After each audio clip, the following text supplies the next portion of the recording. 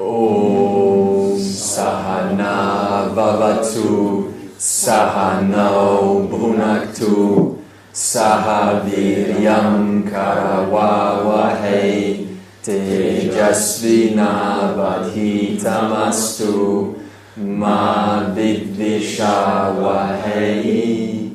Om Shanti Shanti Shanti. As we remember, we are continuing chapter 5, Sannyasa Yoga, the yoga of true renunciation. And let's just remember to keep this in line with what this means for the individual in real life, right? So the class is about how to live this more so than keeping this as a distant chapter somewhere out there. So we always bring this back to you. How does this apply to me right now, today? So that's what the Gita is written, how to apply it in the busy life. In fact, the Gita is written specifically because of the changes that we've had in our times of being more sort of active in our lifestyles, less contemplative. So we needed a text how to help us live a life of duty, right? How to do what you have to do, but also along with that, how to keep your eye on the vision of who I am. Because if that is missing, of course, then the world is going to default and it's going to take precedence, it's going to take priority. So the Gita is very good for today's age. That's the first point. So it's good that we're studying the Gita.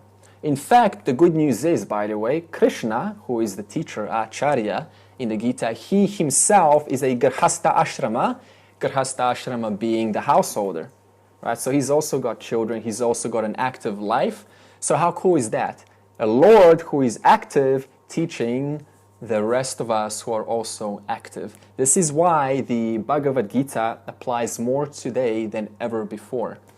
Whereas the Upanishads, they are for a different contemplative mind.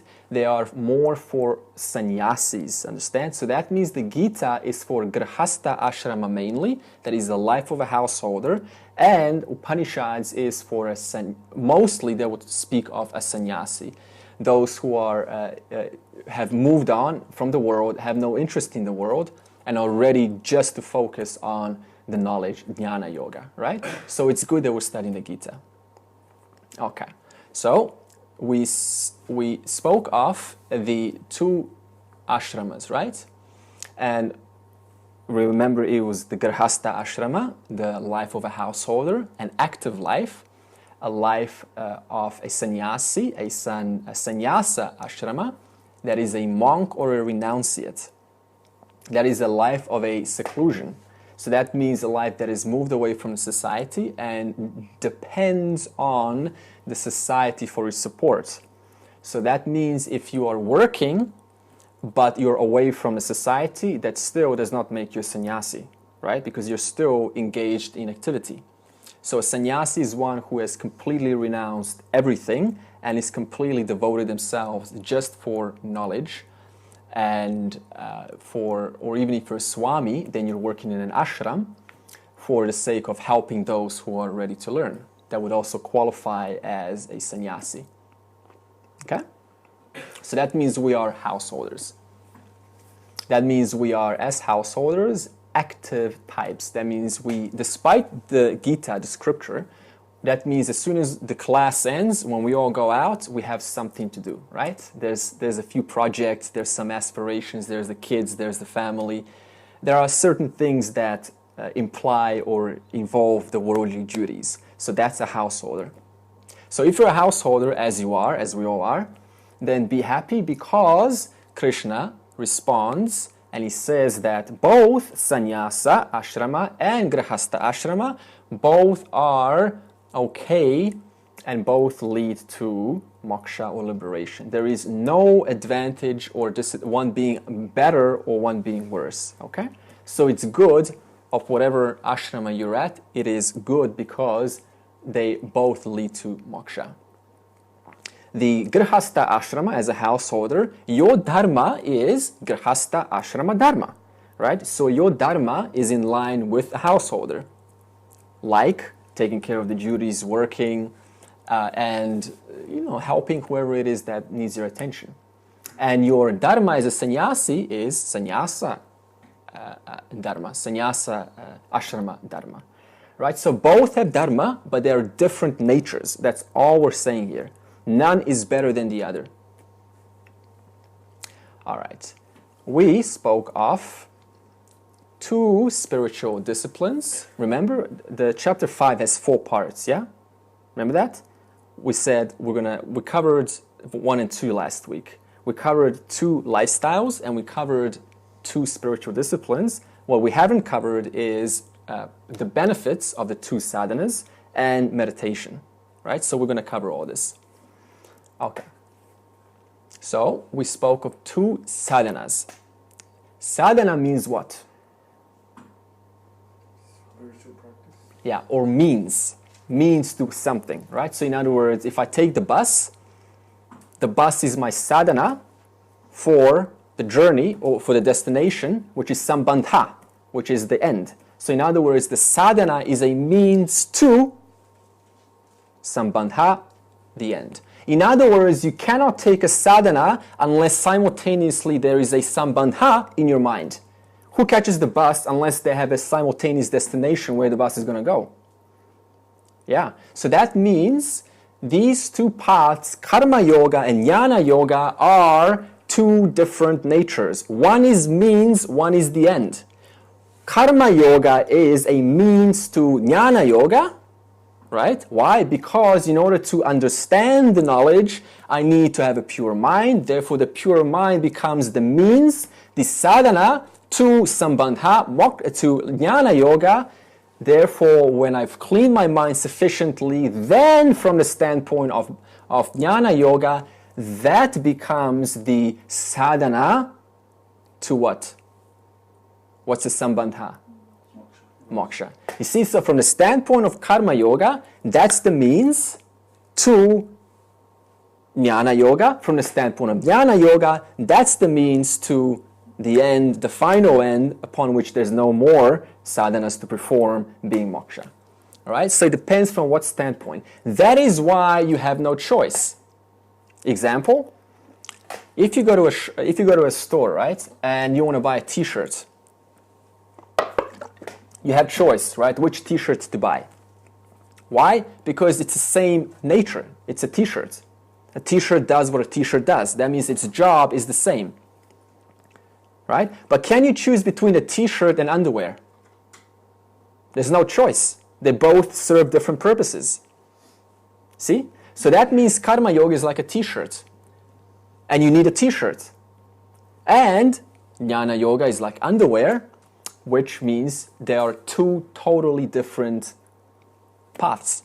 One leads to the next. That's why there's no choice to choose, because one is a means to the other being the end. Okay? So, just like, for example, if one has a ill body and there is pain, what's the sambandha? What's the end? The ultimate end when there's pain present? To get rid of the pain, right? Now, would it be logical, would it be reasonable to have an end in mind, the sambandha, without undergoing the means, which is what? The pill. That means I have to take the pill and go through its inconvenience, whatever the pill does for me. Maybe it makes me sweaty, nauseous. But nevertheless, the means to the end, despite its discomfort, leads me to the end. Right? That is why there's no choice, because I can't expect moksha without first, I can't expect knowledge which leads to moksha unless I first take the pill, karma yoga. So there's a natural progression. So are we 100% clear why there's no skipping? Yeah, so that means if I go straight into Jnana Yoga, because Jnana Yoga is a lot more interesting than Karma Yoga, without a question, then what happens is I'm going to hear exactly what the teacher says. as the next person next to me, but there's not going to be any assimilation. It's like speaking algebra to a 5-year-old. They may understand addition and subtraction, that's going to be assimilated, but something a little bit more complex, that's going to go right out, right? So that's very clear now why one has to follow the next. Okay. Then we spoke of Karma Yoga being the 3 parts, right? What is Karma Yoga essence?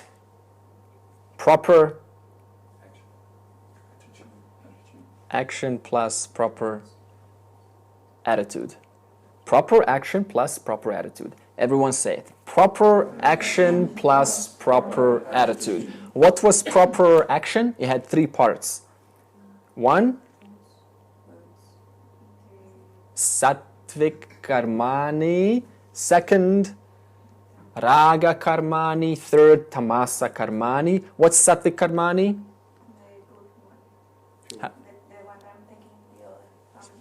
Good, selfless. In other words, I'm given it without an agenda of expecting back. Like a mom, right? She gives without expecting anything from her child. What is raga karmani?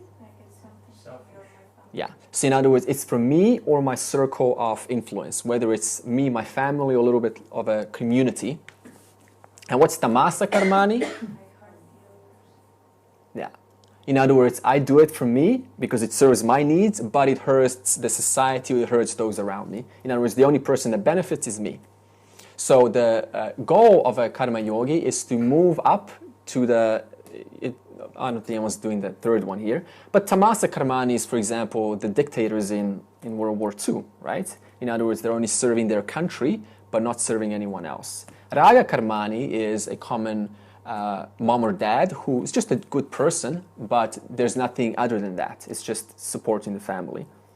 And sattvic karmani is, despite me supporting my family, this isn't just about my family, this isn't just about the world, this isn't just about the dharma of the world, this is about much more. Because why? Because the understanding is there that parameshwaraha atra tatra cha sarvatra vartate parameshwaraha, that everything is pervaded by the Lord. So therefore, sattvic karmani is not pretending to be a good person. The actions come through an understanding that everything is the Lord indeed. See? Okay. And the proper attitude being what? What's proper attitude of karma? How to live, right? This is what kind of attitude should we have in the world, according to the Gita? Should be attached to the outcome. Yeah. In other words, all the actions that I do and the results of the actions belong to the Lord, right? Why? Not because this is an affirmation, but because I understand as a result of the classes that indeed nothing that is here do I author. In other words, I understand I'm not the author of anything. If I was, I'd be getting what I want 24/7, but that's not the case in anyone's experience, is it? Is anyone getting 24/7? No. So that means there are so many variables dependent on actually us getting what is good for us. Okay? All right, then we stopped, and I said I'll continue at 2 stages of Jnana Yoga. Okay, what's Jnana Yoga? Knowledge. And what does knowledge mean? What kind of knowledge? Vedanta. Huh? The Vedanta knowledge. Yeah. Self-knowledge, knowledge on the self, knowledge about you as Atman, as awareness.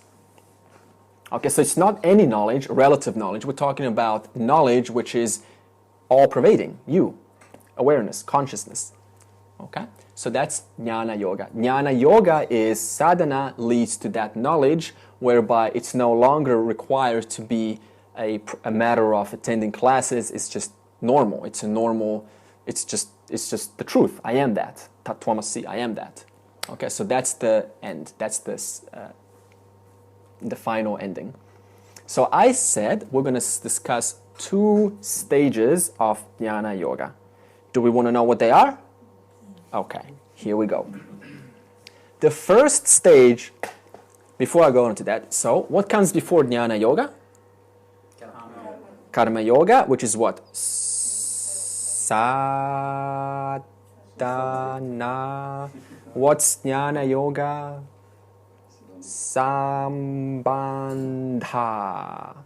By the way, I'm going to keep giving you a lot of Sanskrit words. This is never going to end. So I suggest, if you really want to have a good time, start writing things down, because any proper Vedanta class is going to involve tons of Sanskrit words, whether you like it or not.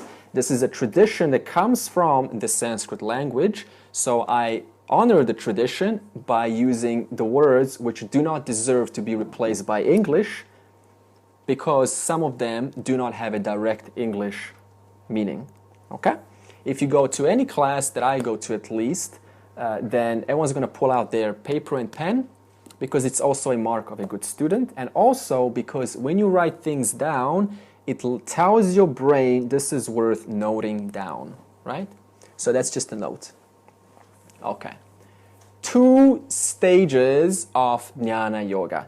So the first stage is recognition of Atma. So what's the first stage? What's Atma? Good, me. That's direct, that me. Instead of saying it's consciousness, that's indirect knowledge, me, it's direct knowledge. That means you got to start claiming it because it is the truth. Last week, Dal so efficiently said, I asked her what is the goal of being here, and she said, I want to know the truth. Remember that? Okay. The Shastra says the truth is me. Okay, that's what the Shastra says directly. So that means you now know what the truth is. But because I don't yet know how that's possible, what does that mean? Tao needs to start asking a different question from what is the truth to how is it that I am the truth? How is it possible that I am the truth? In what way am I the truth? That means the questions need to start getting changed, because we are telling you what you are, your pure awareness. Who's not aware right now? Yeah, exactly. See? That means everyone's aware. You are that awareness, so that is the truth of who you are. So now your question should be, how is it, if you don't fully believe that, right? That's because there's still obstructions in the mind. Should be, how is it that I am awareness, which is right up here? In what way is it possible that I am awareness? Why do not I believe that I am awareness? What could be obstructing me that I am awareness? What knowledge can help me further in gaining the clarity that I am awareness? Right? So that means inquiry is about changing questions because you have gained that knowledge in class. In day 1, you could easily say, who am I and what is the truth? Now, after attending 32 classes after, such questions can no longer apply because you have been told who you are. So that means directly your questions should, in the light of what's being heard, start getting changed. This is self-inquiry, manana, reflection and doubt removal in the light of what I've heard in the class. Yeah? So that means if you ask yourself, who am I? Right? What's wrong with that? Who am I? You've just been told who you are. All the Shastras tell you who you are. You are awareness. Atman, that's awareness.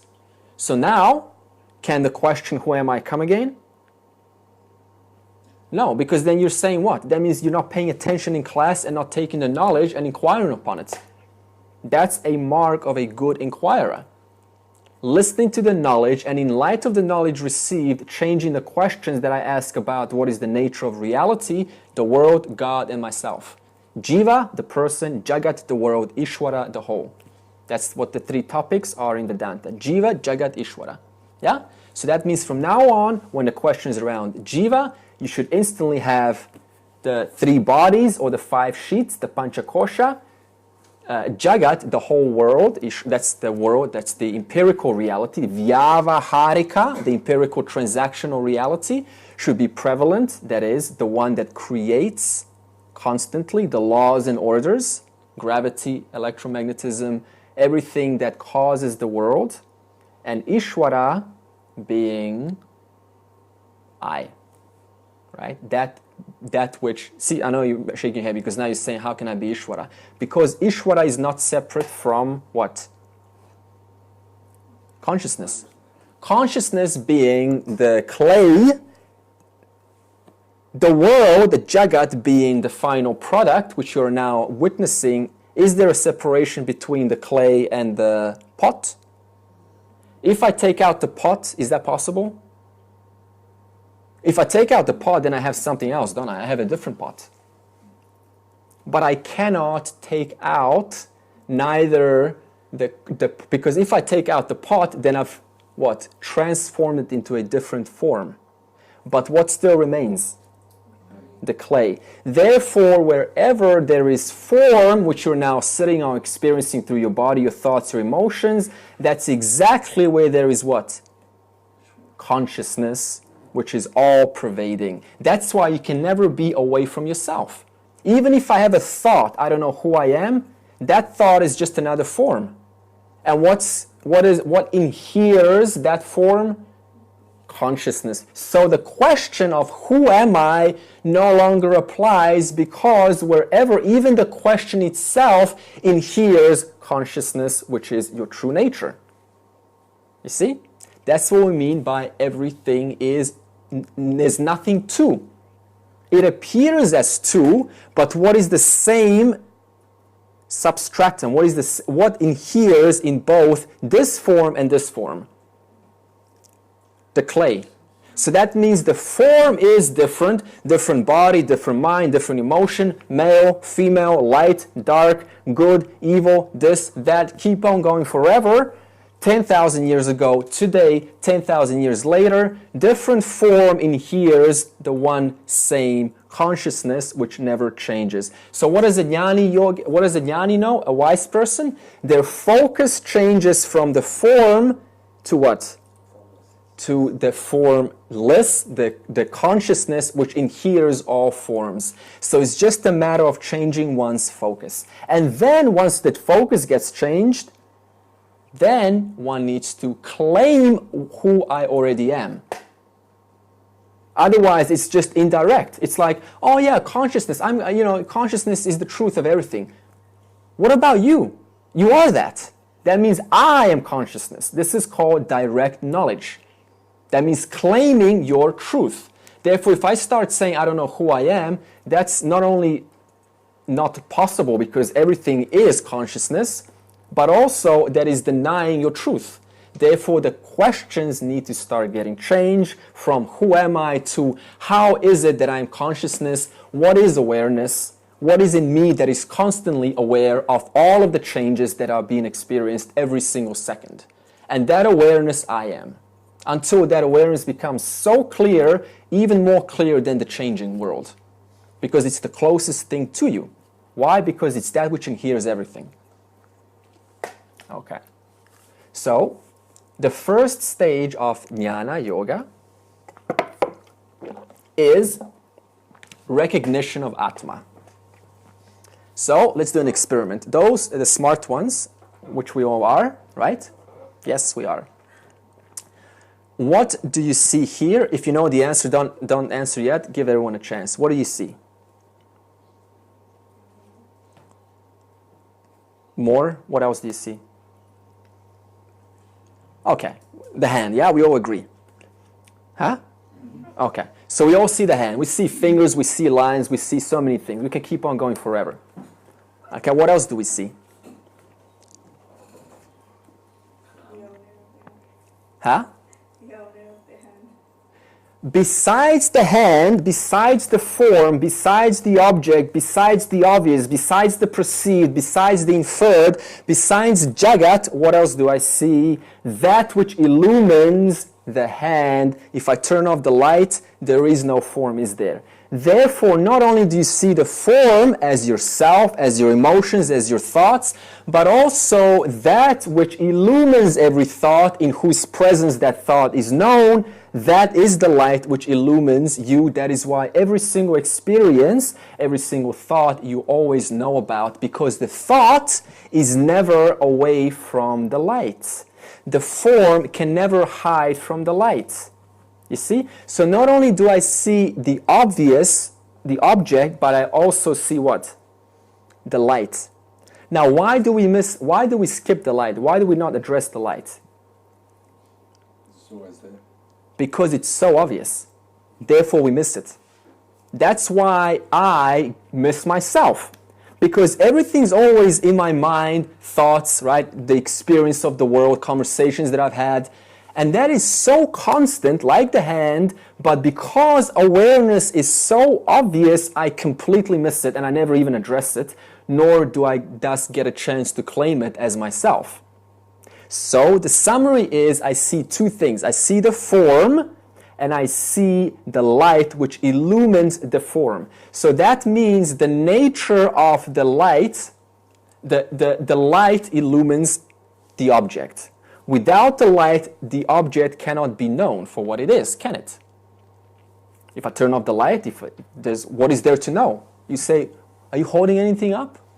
Right? That means I need that principle, the illuminating principle, which you are, to illumine your thoughts.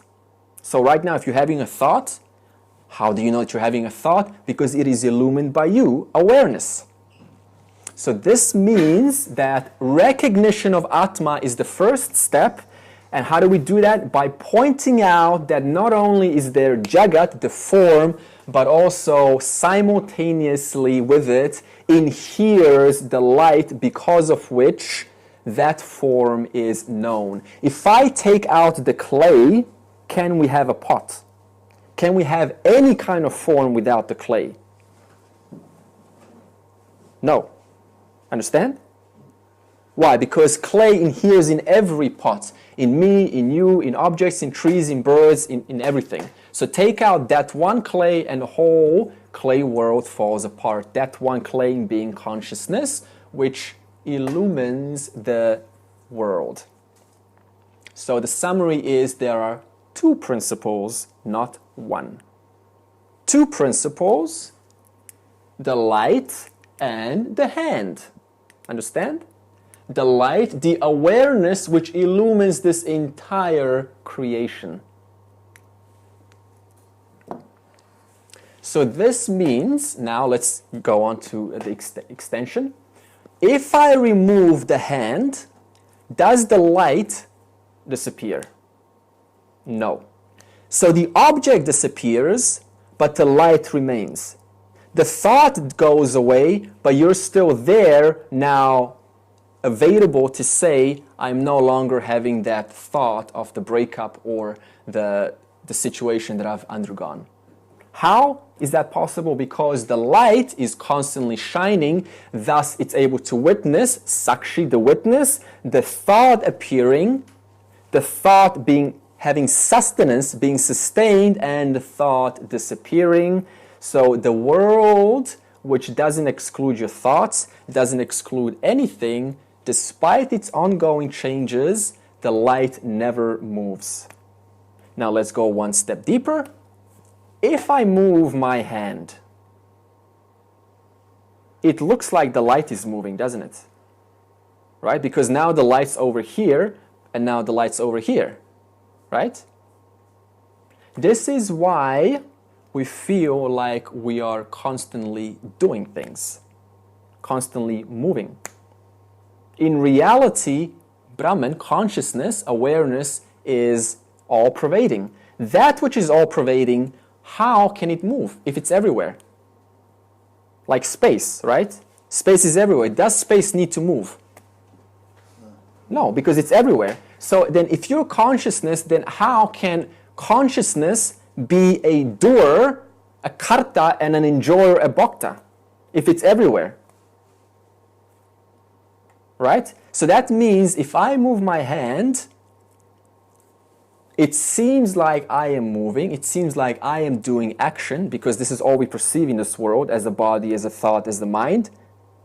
But in reality, the light, which I am, never changes or never undergoes any changes, despite the body going through endless changes. So that means even one day when this whole body is not here, what remains is you, consciousness. Okay?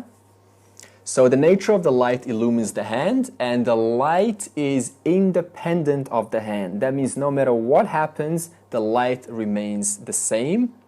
And not only that, but we also learned now, as a summary, that the light only appears to move.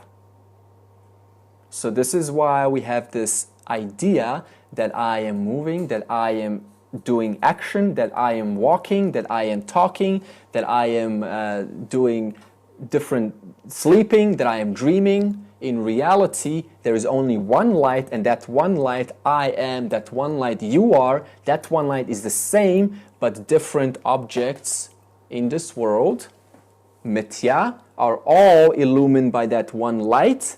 Thus, that one I is always the same for all, and yet the different objects created by Ishvara in the form of Jagat are many. And what does the many in here? What is the many in here? One substratum, one consciousness, which I am. That is why we see so many. This is why we see so many different bodies, different, not only now, but in the past, the present, and the future. Why? Because Ishvara keeps generating endless forms. But what do all these forms in the past, the present, and the future in here? One substratum, that light which illumines all of them, which is how everyone always knows what they're doing. Because the body is illumined by you, by consciousness. That's why you're aware of everything. All right. So that means light as though moves, right? As though, that word, as though moves, but in reality, the light doesn't move. It is only because the body is constantly reflecting, called reflected consciousness, reflecting the awareness, so it seems like I move when the body moves. You understand? You see, right now, light hasn't moved. The body moves, and it seems like I moved, but actually I haven't moved, have I? Because the light hasn't moved. So this is a matter of knowledge. It's not a matter of experience. You're not supposed to experience yourself not moving. You're supposed to just know the mechanics of how reality works. You understand? So this is not trying to now say, oh, but I feel like I'm moving, therefore something's wrong. I haven't got the knowledge fully. No, the movement is there. It's a matter of knowledge that despite the movement, I actually am free of the hand. Because when the hand goes, the one light remains. All right. Part 3 of chapter 5. Okay, so now we've done part 1 and 2. Yeah? We've done 2 lifestyles and we've done 2 sadhanas. Part 3 is the benefit of following the 2 sadhanas. So the 2 sadhanas are what? Karma Yoga and Jnana Yoga, right? So now what's the benefit? The benefit we always mention because, see, we're not going to do things unless we know the benefit of doing them, right? So we always in Vedanta start with what's called prayojanam, which is the benefit of learning this knowledge, of following my sadhana, which leads to sambandha, following the means, which leads to an end. So we need to have that clear. So what is the benefit of the 2 sadhanas? There is one word which we call, English, dispassion, Sanskrit, vairagyam. Vairagyam. Okay. So vairagyam directly, vairagyam, that means there's a raga in there. Raga, you know, raga dvesha, attraction, repulsion. So vairagyam, that means without that raga, without that attraction, without that passion.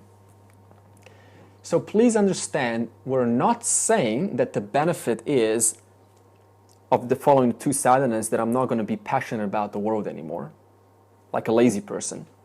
We're just saying that this passion, that's the translation, this passion means a disinterest, not in a form of boring, but in a form of understanding that whatever, listen carefully, whatever I look at in this world, whether it's a beautiful face or an even or a baby or anything that captures a human's attention, ultimately what inheres that form? I, consciousness. So that means from that understanding, this passion starts to make sense. Because what is passion? Like the normal worldly passion. I want, right? It's just a lot of energy, like presidential, like, you know, look at Donald Trump, great guy, right? In his own way. Look at how much energy this wonderful gentleman has in order to win the presidential candidacy. That's a lot of energy, right? That's passion. Why? Because there is a view that if I get that, then what? I'm going to feel what? Be happy. That's what passion is. That means there is no such thing as passion unless there is an end to it. That means a passion, with it comes a benefit. And why do I want the benefit? To be happy. And why do I want to be happy? What does that imply? I am not happy right now. And what does not being happy right now imply? I do not know my nature as that which inheres the entire creation. Because if I knew that, then how does it make sense to want this over this when both of them inhere me, consciousness? So this is an understanding. And through the understanding, this passion is a natural byproduct. Clear? If I don't know that I am consciousness and I don't know that you are consciousness, then I'm going to see you as another object which I don't have, and by the attainment of that object, then I will be, by its presence, be happy. But in reality, that object is no different than you. Right? So we're not speaking now, oh, be totally disinterested in the world and, you know, it's all consciousness and, you know, just be alone. Okay, that's not the point. I'm just saying how reality in actuality is. So that means our vision starts to change from fascination to understanding. That's what desire is. I'm fascinated in accomplishing, in attaining, in getting. Why? Because I do not understand that which I am fascinated about.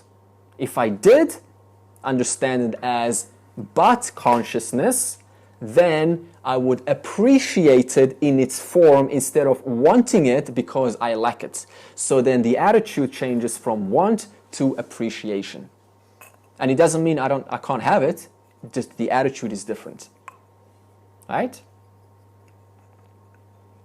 Okay, so the benefit is vairagyam, which is understanding. Okay, why is there this passion? Let's summarize. Because there is understanding that the limitations, or understanding the limitations of depending on external objects for my happiness. There's an understanding in that limitation. Why is there an understanding in that limitation? Right? Why would you understand that? Think about it. Because you know who you are. Yeah, and also... And you know that object would not bring you happiness. Yeah, exactly. And also knowing that object is not going to last anyway, right? It's only going to last, you know, when there's a desire, right? It's a really good idea to get it, but as soon as we get it, that really good idea, it's totally gone, right? So that means keeping the mind on the bigger vision and not getting sucked into that in the moment desire. So that means this passion is a result of this understanding that, number one, everything indeed inheres consciousness, which I am. Two, the object is temporary anyway, it's not going to last. And 3, it's also dependent on my mood, right? If I feel happy, I'm going to love everyone. If I feel normal, then, then I'm not going to be as huggy and so on. It's also limited. Yeah? It's also limited as well. It's also limited because... Fascination is before you know the limitation. As you get to know, you see the limitations, you lose the fascination. Yeah, good point. And that point leads me to the biggest reason. Think about it this way. If I want, right, pay attention. If I want something that is a form, okay? What is a form? Limited to the form, isn't it? If it's this, then it's not this, right? So that means if I want a form, I am saying I want what is limited, and therefore what is the silent implication? I do not want what is limitless, and what is limitless? That which inheres every form. Therefore, by settling for the limited, automatically I am ignoring or denying the all-pervading or the unlimited. That's just pure logic, right? I want the limited, I don't want the unlimited. That means that I can spend my whole life chasing limited objects one after the other, which is fine. They're going to bring joys isolated to the functions which that object can provide, right? If I hang around with a theme park, a roller coaster, it's going to give me its joys in relation to that function. With a person, I'm going to get the joys limited to the person, but I am simultaneously denying what? Myself, because I have settled for the limitation. Now, disclaimer, I am not once again saying don't settle for anything other than yourself. Once again, I'm not telling you how to live, just letting you know what to be mindful of. Okay? All right. So the result is of Vairagyam, the benefit of these two sadhanas is one is no longer dependent on psychological satisfaction. Right? That's the problem. It's not the physical cravings. Right? If you're hungry, you're hungry. That's fine. If you want to sleep, you go sleep. Right? That's normal. But it's the psychological factors which cause agitation of the mind. Like what? Psychological factors which are either overblown, in other words, they're more than they should be. That means if I see a store of candy, I want it all, right? That's agitation because I have this need to get it all. So that's a psychological that I'm dependent on my partner for happiness, on my children for my joy, on teaching for my joy, on listening for my joy. These are all psychological dependencies. So that means Vairagyam, the benefit of following these two sadhanas is dispassion. That means no matter what happens, I am free of what happens because I inhere all creation. I am consciousness, and what is consciousness? Complete, whole, and full. That's why we sing Om Purnamadam Purnamida. That means that is the whole, and this world is the whole. That means that is the whole, consciousness, and the world is the whole. Why is the world the whole? Why is this actuality, in actuality, the whole, and not limited? This is what a wise person sees. Because it's consciousness. See how the teaching changes? Before I say this is limited, but indeed it is not limited because it also inheres me consciousness. Therefore, where is the limitation here? So that means a wise person sees consciousness and there is no limitation in consciousness because consciousness is just awareness. You can't limit your awareness. Okay. So let's put this in an instruction form. The instruction is depend less on objects external and start depending more on yourself. Depend less on objects that are apart from you, other than you, and start depending more on yourself. Objects include thoughts and opinions. Include thoughts, yeah. Relationships, children. Everything. Yeah. It's all just objects. So really, the word object in English always connotes something material for most people, English speakers. But in this teaching, it's everything. Everything other than you. And so people are quite okay abandoning. Oh, I don't need that car. Yeah. I don't need to go for that extra income from that job. But then when we absorb the teaching that objects are everything, then it starts to get a bit personal. Yeah. In regards to what we depend upon and don't see as objects. That's right. Then we start getting selective. Everything but my wife. I think that's a good definition of an object. Is it's got a beginning and an end, and you can apply that to anything, and it becomes an object. The only thing that's eternal is the self. That's right.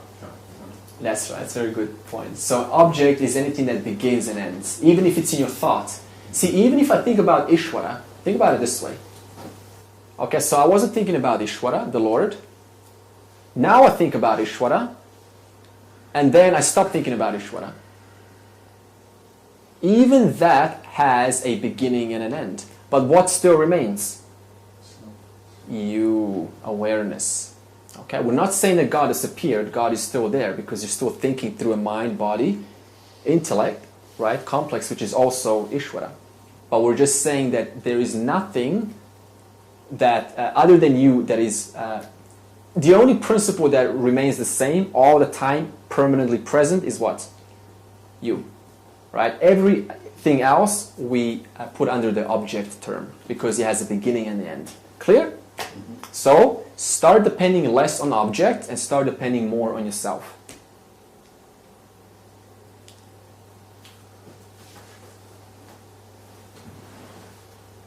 So for example, like, okay, other people are around, wonderful. Other people are not around, that's still wonderful. Why?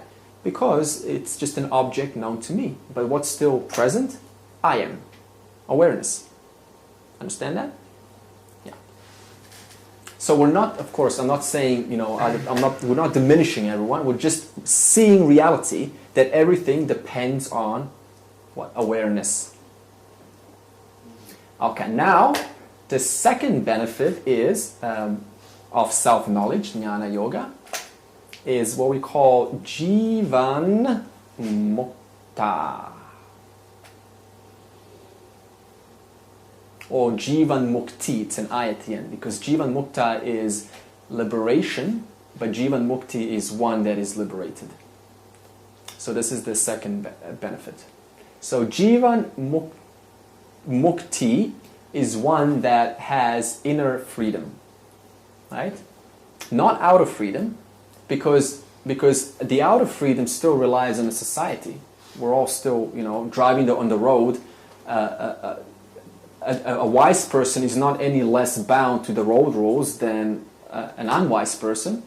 So don't look at freedom as outer appearances. One's not supposed to wear clothes, right, and then give that a sign of wisdom. It's inner freedom. That means inner freedom that I am actually free of everything. Why? Because everything is me. Right? So it's an understanding. It's not denial. It's just seeing what is. That's what we call Vedanta, yoga of objectivity. Seeing things objectively instead of subjectively. Subjectively is through my own eyes. Objectively seeing it as it actually is. So it's just living a normal life without having personal false notions constantly clouding my wisdom. That's it. Okay, so Jivan Mukta is inner freedom here and now. Do you guys remember there's a nice movie called Truman Show by Jim Carrey? It's a very cool movie, right? So the guy is the only one, Jim Carrey is the only one in this studio that doesn't know that this studio, this world, is created, right? It's created there for him. And he takes everything to be real, right, in this world. And he has genuine emotions, he has genuine responses, and he generally tries to make something of his life, right? Because everything's just so real. And the sun's there, the clouds, everything's real. But everyone else, other than him, is a Jivan Mukta. Jivan Mukti. Why? Because they know, despite being in the studio, this place actually isn't my home. This place actually is not, it's not real. It's bound to change. It's a setup. Understand? It's a dream. So that's what a Jivan Mukti is. It's the one, like all of those members in the studio, who are still in life, normal, discussing, having normal conversations, having normal family, driving a car like anyone else, if you're rich, you're rich. If you're not rich, it doesn't matter what their outer status is. It's irrelevant. But they know that this is but a passing dream, a passing ongoing change. Just acting out the part. It's what? Just acting out the part. It's what? Acting out the part. Yeah, it's been an actor who's constantly putting on different faces. An actor of a boyfriend, girlfriend, mother, father, actor of a worker, actor of a student, actor of a teacher. It's all just acting, but there is constant knowledge that despite the acting, in fact, I have to act, right? Otherwise, I get kicked out of the society. Despite the acting, I'm actually free. So it's inner freedom, not outer freedom. That's the distinction. Right. So, and that Jim Carrey, of course, is like the worldly person who, you know, it's a grand design, it's created, but he just doesn't know that. So everything seems to be real. So then there's genuine, right, transactions with the world. Okay, so the Jivan Mukti, how long does one live? The Jivan Mukti? How long does a wise person live? The same length as any other person, right? So this does not mean that a wise person who knows the nature of I suddenly die because there's nothing else to do. Why? Because the Jivan, this is very important, Jivan Mukti lives in what's called Vyavaharika, empirical reality, same reality that everyone else lives in. What is the empirical reality? The reality that is beyond my control as a person, which is Lord. God creates this world. I don't create this world. This world continues. The body processes continue. The heart continues. Lungs continue. Why? Because it does not belong to me. Anything that I didn't create belongs to what? Vyavaharika, Ishvara. Therefore, a Jivan Mukti, despite knowing who I am, does not control their body no more or less than an ordinary person. So this should remove the notion that somehow, you know, now a wise person can suddenly go anytime. Maybe yes, there is. I think there are some. In Buddhism, there's a mantras. They go on for several days and they just consciously leave the body. But the Jivan Mukti's body ends when what's called prarabdha karma is over. What's prarabdha karma? All of the things that are assigned to you in this life.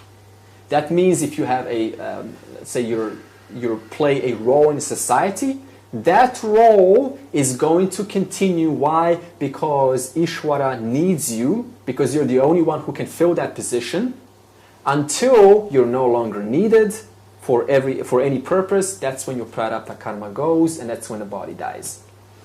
So when does a person die, whether it's a Jivan Mukta or not? When the prarabdha karma is finished. That's your last breath. When everything in your life you have done and accomplished to the best of your ability, and the body thus suddenly goes. So it brings a question, is it really possible to change our age? Is it possible to extend our life? I would just say yes and no to that. But I'll tell you from what the Upanishads say, the person dies, whether it's a Jivan Mukta or a Jivan Mukti or not, is when your karma, your prarabdha karma, is exhausted. Okay, and then what happens when the Jivan Mukti dies? What happens to the body? The body gets destroyed like any other. The Jivan Mukti, having understood the nature of I, we can say now, I'll put it in quotes, merges well, let's put a better word, goes back, or even that's not a good word, because goes back implies I wasn't there before. A Jivan Mukti then is one with Brahman. Okay, a Jivan Mukti, upon that, is one with Brahman without individuality. Without the burden of individuality. Why do I say burden? Because it's painful to be, it's actually, just being in the flesh in itself is limiting. Just having a personality in itself is limiting. Right? Because the person is bound to their likes and dislikes, is bound to the hunger, bound to thinking, bound to being clear or dull, is bound to so many things.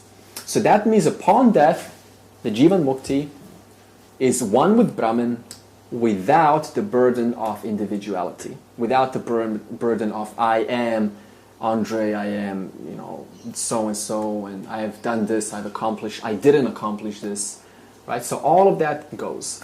And then there is just the same one, Brahman, that there always was, which is the same I that you are right now. So the question of what happens after death shouldn't come up anymore, because that question becomes irrelevant, and the thought of death and aliveness are just thoughts. They're known to you. So that means what happens on the last breath?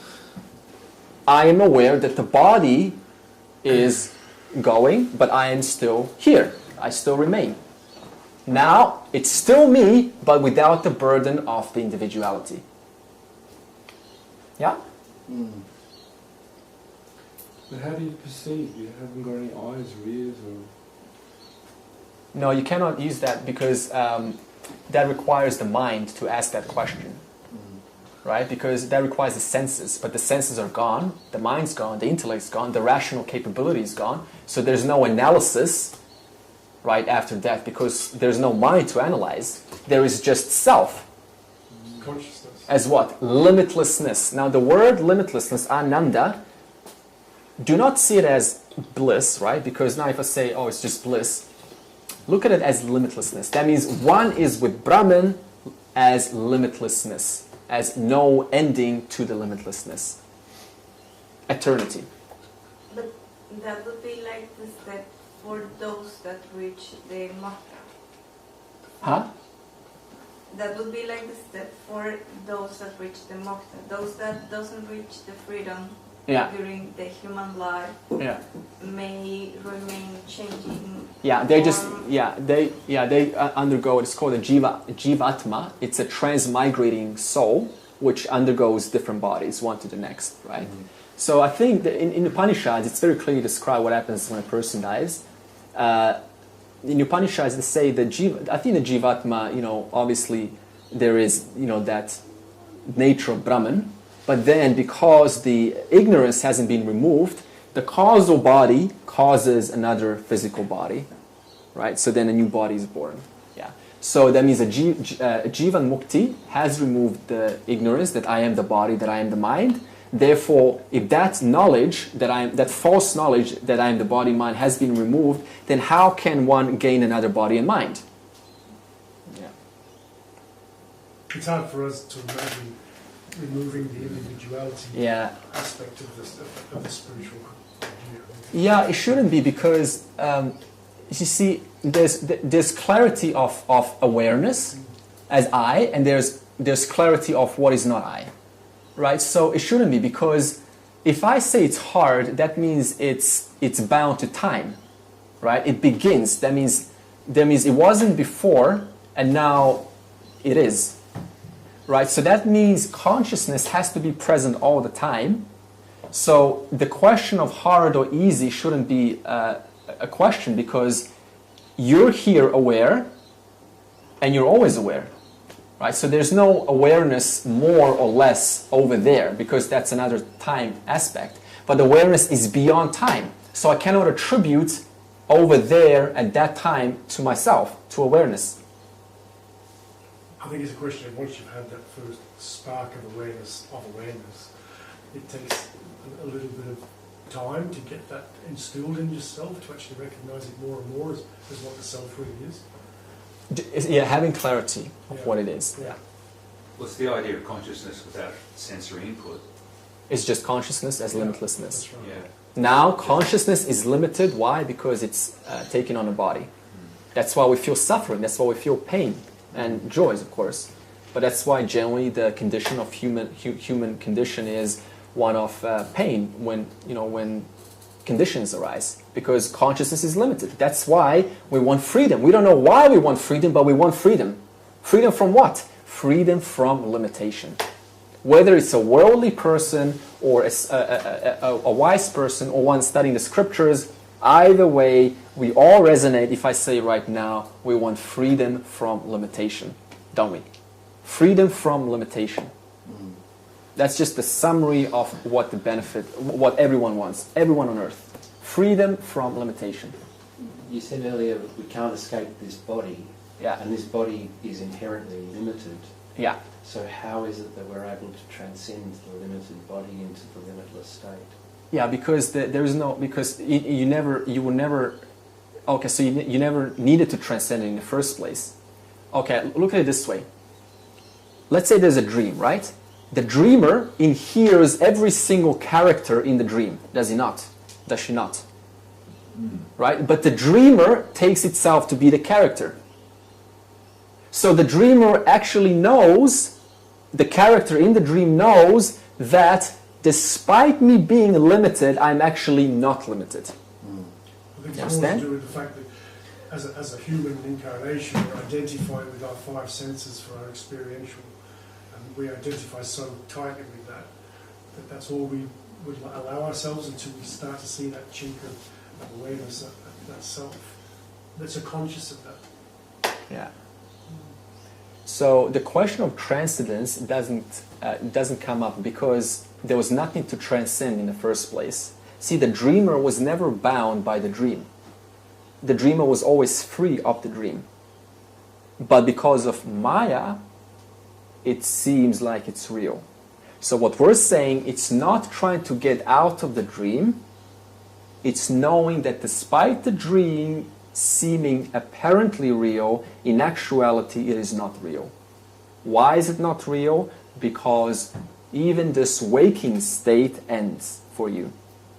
For example, in a deep sleep. Okay. Okay, so Krishna calls this videha. Krishna calls this Brahma nirvanam. Okay, you've heard the word nirvana. Don't mix it with the Buddhist word nirvana, because the Buddhist word is emptiness. We're not relating to this word. Nirvanam is, Brahma nirvanam is one with Brahman. So that means that person that is realized is Brahma nirvanam, that is one with Brahman. Eternity. There's no need to come back again and experience limitation all over again. Right? This is one qualification. That's why we say when a person gets finally sees the limitation of the world, they are ready to find the teacher appears. Until they're happy with the world, I can get endless joys in the world, the teacher simply is not going to appear because why? You're still busy enjoying the world. That's how good, that's how pleasing Ishvara is. It gives you exactly what you want. When you no longer want the world's offerings, not out of disgust, but out of seeing that there's a limitation by me depending on objects, it doesn't last, it goes away, then the teacher appears, totally naturally. That's the process for everyone. All right. So now let's summarize chapter 5. I haven't even begun chapter 5, right? I've just done the summary. The summary of chapter 5 is, remember what's the title of chapter 5? What's the name? Sannyasa Yoga. That means the yoga of true renunciation. The question should now come up and ask, what is then true renunciation? What does it mean to truly renounce? The answer is, this summarizes the whole chapter 5, true renunciation has nothing to do with outer renunciation, but inner renunciation.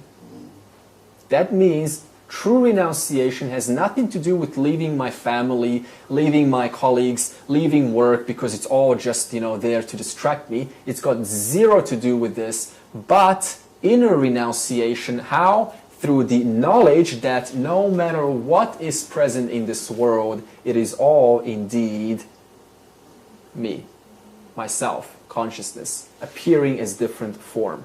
Because of that knowledge, I am no longer so attracted to the world's raga, attractions, or even my own dvesha, my own repulsions. Because if I have a repulsion towards something, now I know what I'm repelling against is a thought. And what's a thought? Another form, in a form of what? As what? Consciousness. So therefore, there is no need to repel against a thought anymore, because it is just another form. That means I start to see attractions and repulsions from the point of view I want and I don't want to objectivity. It is what it is. That's it. It is just a form that is bound to time. That's it. Versus I want that. And then projecting my ideas onto why I want it. You understand? It's the renunciation of the attachment rather than the awareness. It's renunciation of your attachment due to understanding now that what I was attaching to was just myself in a form of a thought. Okay, let's... So the next class... Okay, so that was chapter 5, right? Summary of chapter 5. What is true renunciation? Huh? Inner renunciation. Inner renunciation. Okay, good. So that was a chapter of 5. Next week, I'm now going to go into a build-up that's going to come onto verse 13 to discuss how is it that, because remember I talked about the hand and I said the hand moves but the light doesn't move. Remember that? Now that's not good enough. We need more explanation. How is it in context of you? How is it that I am not a doer? How is it that I don't actually do anything? And how is it possible that I actually don't enjoy anything when I do enjoy things?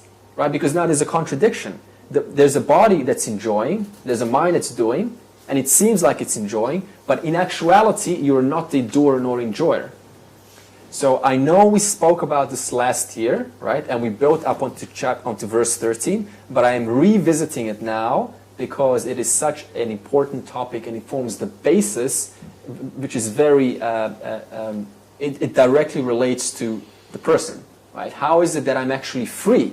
I don't understand it. How is it that I can actually be free despite me being, having to attend to worldly duties? But I'm not the doer, I'm not the enjoyer, but I am the doer and enjoyer. So please reconcile that contradiction. So this is what we're going to do next week, right? So what are we going to do next week? Reconcile the contradiction. Reconcile The contradiction.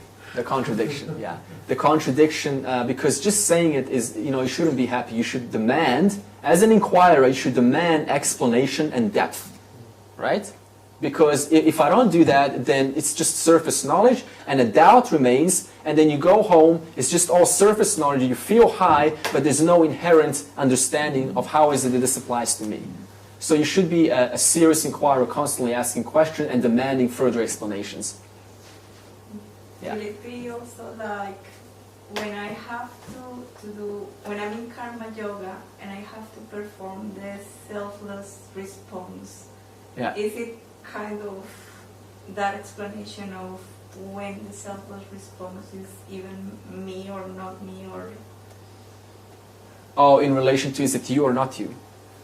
Is that the question? Yeah, is it you that's doing the response or not you? Yeah, like I am doing the response, Yeah. and it is part of the karma yoga, it's kind of part of my training to, Right. to Yeah. be free. It's done for your body and mind. It's not done for you. Okay. You hear that? Karma yoga, all sadhana is done for whom?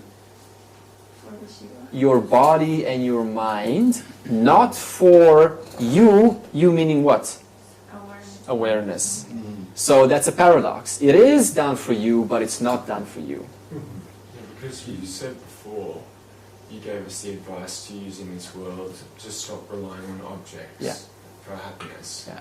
But the person who is not relying on objects for happiness is an object in itself. The person that's not relying on the object is a person, but that person is not I. Yes. So that means that, so now you have to understand who is actually moving this body.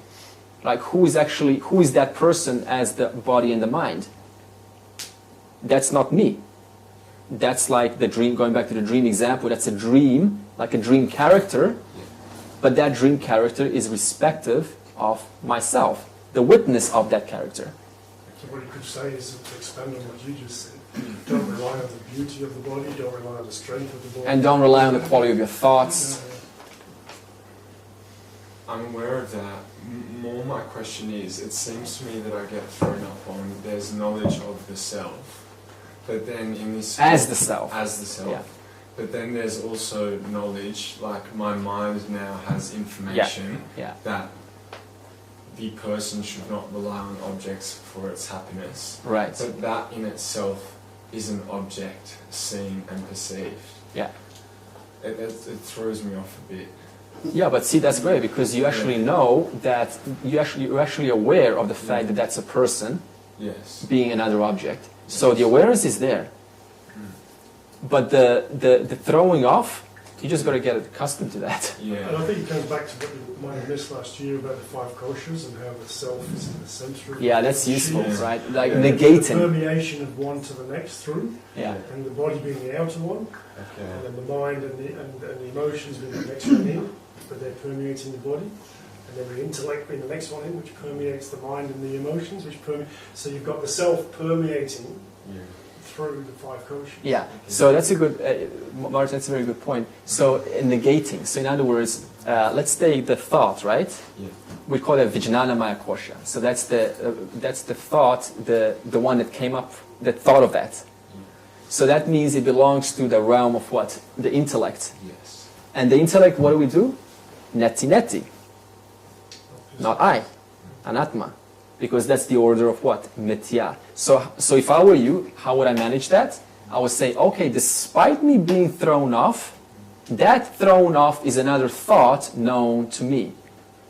So that means once again I'm objectifying that thought. And if I say, well, then I'm a person who's objectifying, but that's also known to me. So in other words, I'm always prior to whatever I'm trying to objectify or think about. Even being thrown off, that's not a thought known to you, right? So that means we're not talking about the quality, what kind of thoughts you should have, whether they're thrown off or not. We're talking about being aware of those thoughts, you see? So being thrown off or being super glad about the way your thoughts run, that is completely not what we're speaking of. We're speaking of knowing the difference between me, the awareness, and that thought. Is it helpful to ask who is it that's thrown off? Yeah, but that's also another thought. Where? In the Vijnana Maya kosha. Right? And who knew about that question being asked as to who's thrown off? I did. So you always go back to that awareness. I think that neti idea is something that if people have never come across it before, it's actually quite profound because it's a way of being able to get past the mental gymnastics that the ego will try and put you into to try and identify things, because the ego's always going to try and identify with something to beat it. Whereas once you actually become aware of that idea of neti, I am not, in other words, the negative, and you say, I am not this body, because you know that I, being the self, being the consciousness, being the awareness, I am not this body, I am not this thought, I am not this emotion. And that's a very neat little way of being able to, when you get into these mental gymnastics, to just suddenly stand back and say, I'm not this thought. The thought's still there, but I'm not this thought. But it's interesting. Just enjoy it. It's interesting when you say mental gymnastics, because I don't use that word, but that's fine. But it's Advaita Vedanta, and from what I feel, it seems very cerebral. cerebral. And mental. Yeah, at the beginning, I know. Almost 9 out of 10 people who get into Vedanta first time will say that. Yeah. Yeah. So that's a common experience. There's some core things which I get it because I've been exactly where you're coming from. And because you're coming from somewhere else, and so your mental gymnastics are going to be there because you've always had them.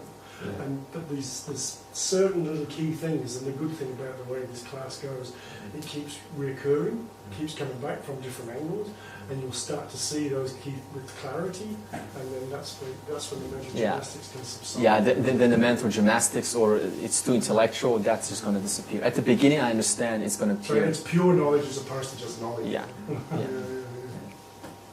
You know, we can summarize, right, your experience into one instruction. Satya Mithya. Yeah. Right? Is this a thought? Mithya. What about this one? Mithya. Yeah, but what about this one? This one's really good. Mithya. This is the best thought ever. Mithya. And the awareness? Satya. Who's never touched by any thought, who remains free of the thought, and in whose presence every thought, including being thrown off or thinking it's cerebral, is known. You see, you can never touch yourself. You're always there prior to everything you say, to everything you attempt to calculate, negate, or solve. You're always there. You just can never be away from yourself. Why? Because wherever there is thought in a form of being thrown off or not being thrown off, or thinking it's cerebral, or thinking it's fantastic, it doesn't matter. It's another thought known to whom that which pervades that thought, which is what? Consciousness, just like this clay pervades the pot. You see, so they're always together. That's the teaching.